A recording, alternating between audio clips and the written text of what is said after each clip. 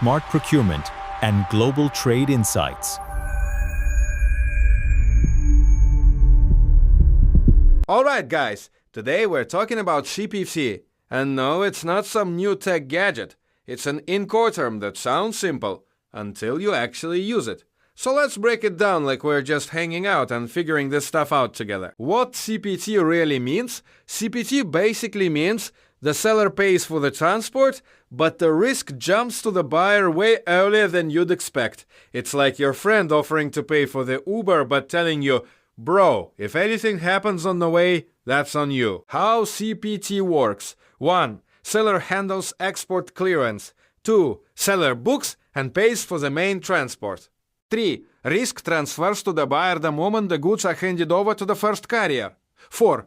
After that, even though the seller is still paying for transport, the buyer carries the risk. Yeah, it's one of those I'll pay, but you're responsible situations. Now let's compare CPT with the usual suspects. CPT versus CIFI is like CPT's cousin who loves the sea. CIF only works for sea shipments, and it includes insurance. CPT works with any mode of transport, but insurance is not included unless you add it separately. CPT versus FOB. FOB is the classic rule. Once the goods are on the ship, it's your problem. CPT shifts the risk much earlier, at the first carrier, even if the goods haven't left the country yet. CPT versus FCA. FCA is more flexible about where risk transfers. CPT is stricter, first carrier, full stop. And unlike FCA, CPT forces the seller to pay for the main transport. Alright, let's talk about the part everyone gets wrong.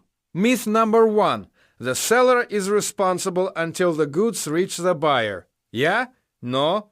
The seller pays until the destination, sure, but the risk packs its bags and leaves way earlier.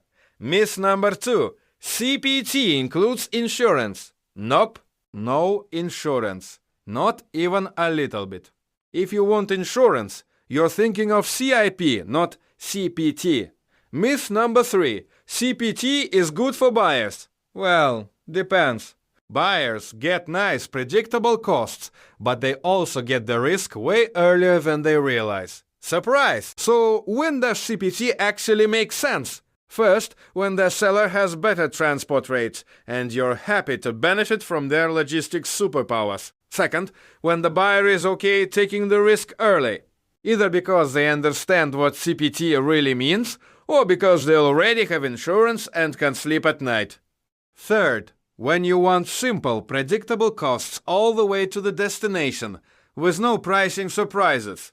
Bottom line, CPT works when both sides trust each other, want a clean, predictable transport cost, and the buyer isn't scared of a little early risk. Now, when is CPT a bad idea? First, when the route is risky and you really don't feel like owning the problem on day one. Second, when the seller's logistics are, let's say, not their strongest skill. Early risk plus weak logistics is not a combo you want. And third, when you need insurance built into the deal.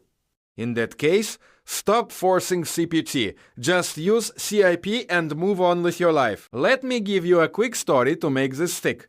Imagine you're buying a laptop from a friend abroad. He says, "Don't worry, I'll pay for the shipping all the way to your city." Sounds great, right? Then he adds, "Oh, by the way, if the courier drops it on day one, that's on you." And yeah, that's CPT in real life. So that's CPT in a nutshell. Simple on paper, sneaky in practice. Seller pays the transport, buyer takes the risk early. And as usual, if you found this video useful, hit like, subscribe and share it with someone who still thinks seller pays means seller is responsible. See you in the next one.